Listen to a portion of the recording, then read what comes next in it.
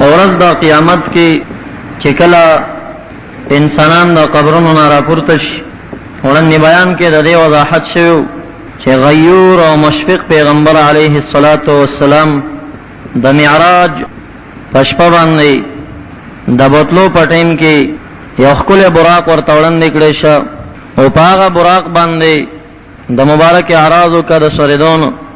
حضرت جبرائیل علیه الصلاة والسلام ورته وایي ولی په براق باندې سوریږي نه؟ محبوب صلی الله علیه وسلم ته فرمایي ورځ د قیامت کې به نو هغه براق غمگین او پریشان و.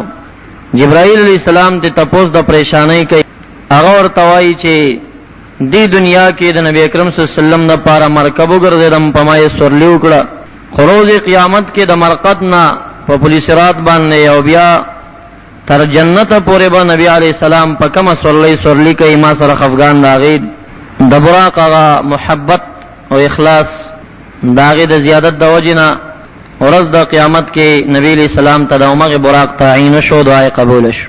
بیا محبوب علیہ السلام د سورېدو نه اعراض وکړ، جبرائیل علیہ السلام د اعراض وجه پوښتي، مبارک جواب ورکوي چې ورځ د قیامت کې به زما امتیان پیدل روان وي او زه به په براق باندې سورلی کوم، داسې سورلی چې هغې کې زما سره زما امت شریک نه وي، ما ته محبوب او خوښه نه ده. نو الہ العالمین جبرائیل علیہ السلام راولېږه او دا ای کریمان نازل شه چې یوم نحشر المتقین الی الرحمن وفدا. هغه ورځ الہ فرمایي چې مونږ به راغونډ او راجمع کړو متقیان او تقوادار خلق خپل ځان اړخ ته رحمان ذات ته، وفدن معنا رکبن سواره، دوی د پاره بم ښکلي ښکلي سورلی برابرېږي او په هغې باندې به دوی مزل کوي. کله چې د حشر میدان ته انسانان ورسېږي، د رسېدو نه بعد الہ العالمین په دې باندې عادت جاری دی چې هغه سونه کاله انسانانو باندې انتظار تیری او حساب د ورځې د قیامت په طرفت عین کې خلاصوي. سریع الحساب دی، جلد حساب ولد. او یو روایت کې راځي لکه چیلۍ چې لوشل کېږي په دومره ټیم کې به تمامو عبادو انسانانو حسابي خلاصه کړي، او دا 1000 کاله یا بعض روایتو کې 50,000 کاله چې راځي، نو دا اوږدوالی په خلکو باندې درجه په درجه باندې انتظار تیریږي. نو روز قیامت کې د اوږد انتظار نه بعد نبی اکرم صلی الله علیه وسلم فرمایي، عبداللہ ابن مسعود رضی اللہ عنہ راوی دی، یجمع الله عز وجل الاولین والآخرین، الہ العالمین با اولین و آخرین ټول راغون کې لمیقات یوم معلوم، داغا معلوم ورځ د میقات د پاره به ټول راجمع کی. قیاما 40 سنه، سلویخ کاله به دا ټول ولاړ وي. شاخصه ابصارهم ينتظرون فصل القضاء، د ټول سترګې به بقي پاتې وي، شق به پاتې وي، او دا فیصلې د تفصیل انتظار وکړي چې څه فیصله وکړي، څه خبره به وي. د دې انتظار نه بعد کله چې عمل نامې دوی ته ملاو شي، بعض روایت شاذ او نادر کې دوم راځي چې یو انسان به خپل عمل نامه په 300 کاله کې مطالعه کوي. الہ العالمین دا انسانان د خپل اعمالو موافق د زنګون عمره، د نامه عمره، د سینې عمره، د سر عمره په خپل خلو کې بډو ولاړ وي.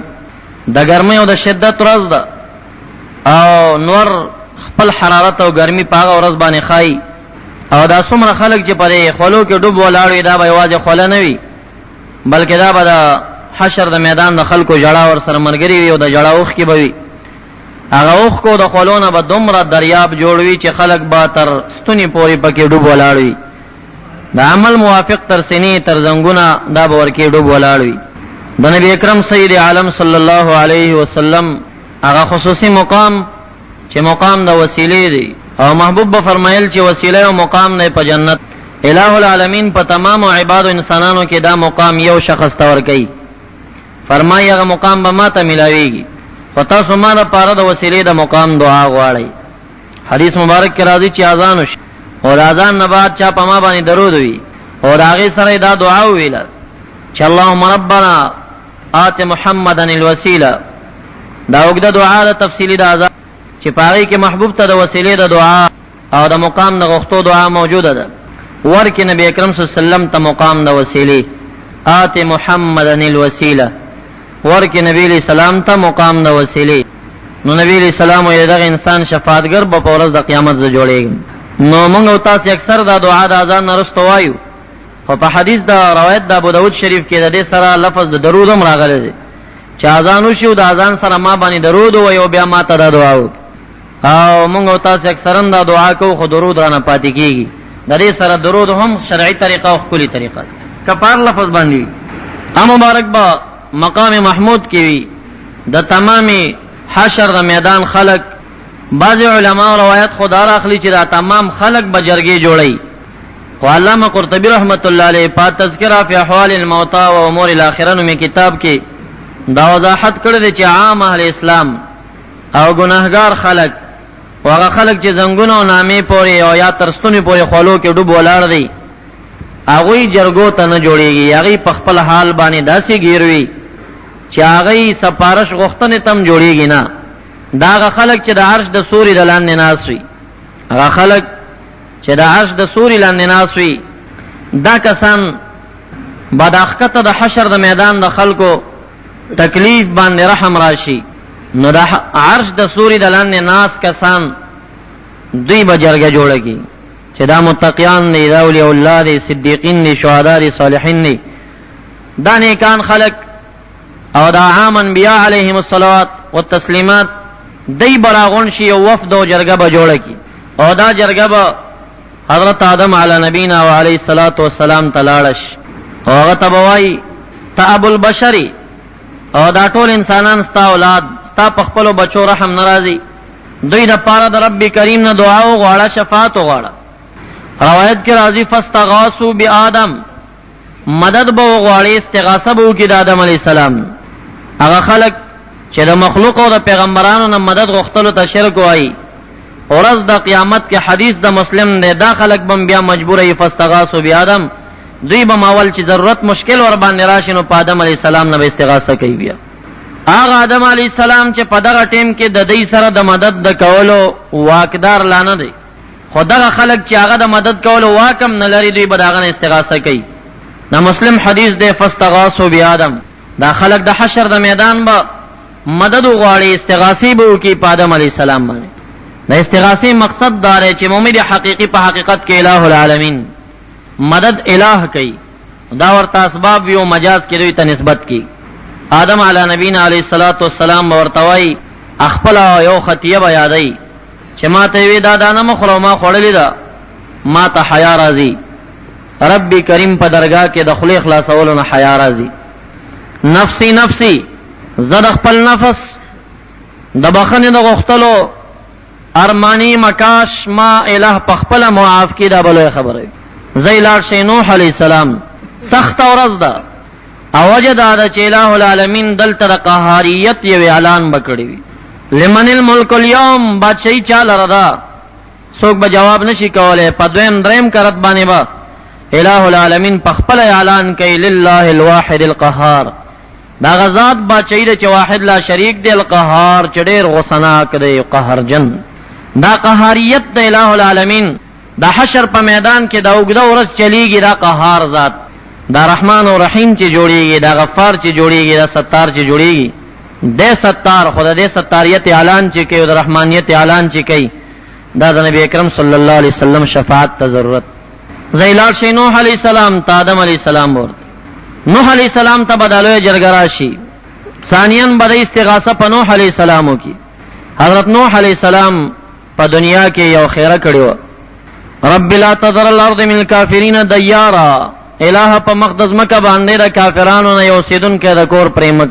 ولی انهم لا یلدوا الا فاجرا کفارا، دین زیگئی کزیگین الا فاجرا کفارا، غم بدکار دی او کافر دی. الہ چې چاته علم ورکی نا د نوح علیہ السلام ونه علم وی چې د خپل زمانه د تمام کافرانو په شا کې چې کوم نطفه هغه نطفه نم خدای تعالی خبر کړو چې پدې کې د مؤمن نطفه نشته. دا لوی خبر، دا ټول ختم کا په مقدس مکه باندې. دغه پدې کې برستو نسل کې مؤمن راشي. ولیدا سي خیره کې نوح علیہ السلام وینا انهم لا یلدوا الا فاجرا کفارا، دا ټول چې دین نه زیږي او کرستو زیږي من لا فاجرا کفارا، هغه کافر او فاجر او بدکار خلک. نو چې بدکار دي بس لري که مخکې نه ختم. نوح علیہ السلام ته د خپل قوم په شاګانو کې د نطفو د آینده اولاد علم ملاه ورکه چې کوم پاک سړی نشته. د خدای تعالی خودنه ته ځان ته قسم ده هغه باندې زما است عقل بیکار نه کوي چې هو دومره لوی علم بس خدای ورکړی دی کنه ستا ور سره بیا څه زور دی پاغي الہ چې چاته علم ورکړي به ناشنا علم. بهرحال نوح علیہ السلام به الہ توای دې جرګی ته وفد تبوای ما دنیا کې یو خیره کړی و زما د خیره د وجه نه تمام د دنیا خلق په دریاب لاهو شیو ما ته اوس حیا راځي دویم کرته زنور الہ تستا مبارک خلنشم خلاصول نفسی نفسی الہ نخپل ځان غواړم کما او بخی دا بلوی تمنا ورزو زما پرش. تاسو لار شي ابراهیم علیہ السلام.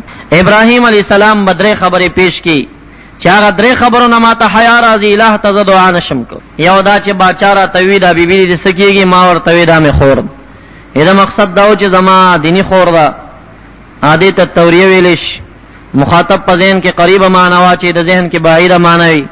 دا د عام خلکو په ذهن کې خو ګناه نه ده خدا خاصانو په خلکو په ذهن کې چې کم نه دا خطیه جوړیږي حسنات الابرار سیئات المقربین دا عام خلکو حسنی چې کم دي دا مقربین او سیئات دي.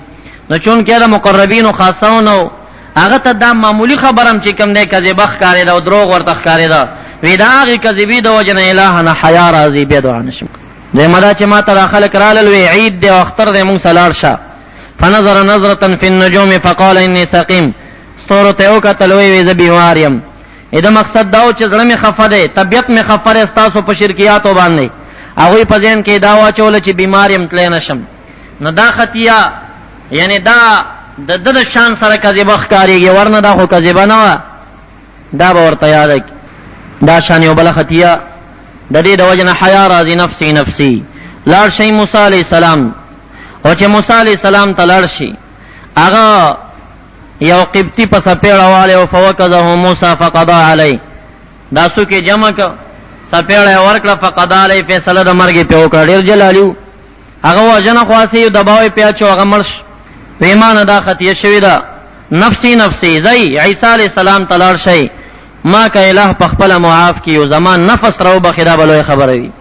عیسی علی السلام ته چلارش راوی د حدیث وای چې نبی علیہ السلام د عیسی علیہ السلام یو خبره ذکر کړه چې هغه به وایي چې ما ته د دې خبرې د وجه نه حیا راځي خو راوی د حدیث وای چې هغه خبره زما یاد نه شو چې عیسی علیہ السلام کومه خبره یادای چې هغه د وجه نه ما ته حیا راځي.